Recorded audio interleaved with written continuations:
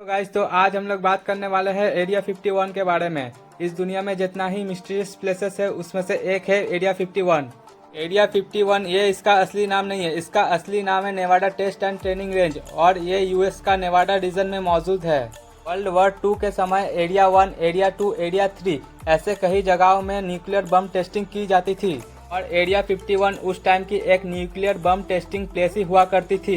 लेकिन इतने सारे एरियाज में सिर्फ एरिया 51 ही ऐसा है जिसके बारे में जानने से हमारे रोंगटे खड़े हो जाते हैं। एरिया 51 को अगर आप गूगल मैप में देखेंगे तो ये कुछ नॉर्मल सा प्लेस जैसा ही दिखेगा। एरिया 51 गूगल मैप में जैसे नॉर्मल सा प्लेस जैसा दिखता है, आखिर में वैसा है नहीं। और कोई का ये मानना है कि एरिया 51 के नीचे पूरा का पूरा एक अंडरग्राउंड नेटवर्क टनल मौजूद है। एक इंसान है जिसका नाम है बॉब लजर, वो ये दावा करते हैं कि वो पहले एरिया 51 में काम किया करते थे और वो एरिया 51 का एस4 डिपार्टमेंट में काम करते थे और उनका ये कहना है कि उस डिपार्टमेंट में एलियन का व्हीकल्स को स्टडी किया जाता था।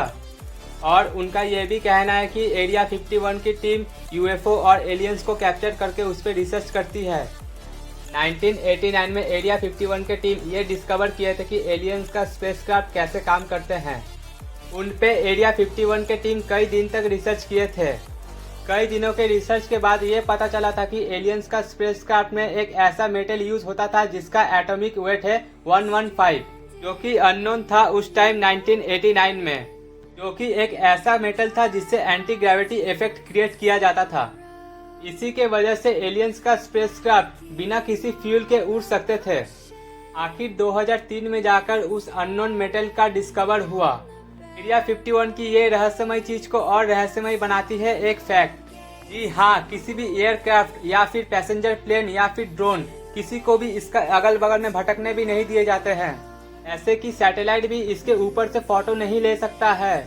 और हम लोग इंटरनेट में जितने सारे एरिया 51 की इमेजेस देखते हैं वो कम से कम 10 किलोमीटर के दूर से किसी पहाड़ के ऊपर से हाईटेक कैमरा के मदद से उठाए गए फोटोज है।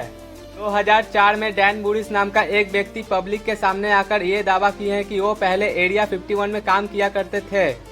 उनका ये कहना था कि वो एलियन वायरसेस को एलियन के बॉडी से निकालकर उस पर रिसर्च करते थे और उनका ये भी कहना है कि वो एक एलियन के साथ कंप्यूटर लैंग्वेज के माध्यम से बात भी किए थे, जिस एलियन का नाम था जे डॉट। एक स्टोरी के माध्यम से ये पता चला है कि एरिया 51 में बहुत बड़ा एक्सपेरिमेंट हुआ था और उस एक्सपेरिमेंट के बाद 2 व्यक्ति बहुत बुरी तरीके से घायल हुए थे, जिसका नाम है वॉली कास्टा और बॉब फोर्स्ट। घायल होने के कुछ ही दिन बाद इन दोनों का मौत भी हो गया। दोनों व्यक्ति के मौत के बाद जब उस पर डॉक्टर्स ने रिसर्च किया तो उससे ये पता चला कि उनका मौत एक वायरस के वजह से हुआ था। लेकिन ये वायरस क्या था और कहाँ से आया था इसके बारे में डॉक्टर्स को भी कुछ पता नहीं चला और डॉक्टर्स का ये मानना था कि ये वायरस इस दुनिया का है ही नहीं। लेकिन आज भी बहुत कोई का ये मानना है कि एरिया 51 में सिर्फ मिलिट्री वेपन्स का ही टेस्टिंग की जाती है।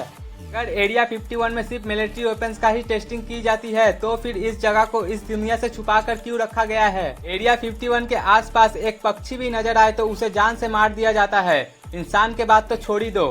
इसीलिए आप लोग भी एरिया 51 के आसपास जाने की ट्राई भी मत करना, वरना ये लोग आपको भी कब टपका देंगे इसका किसी को भी पता नहीं चलेगा। Thank you for watching this video.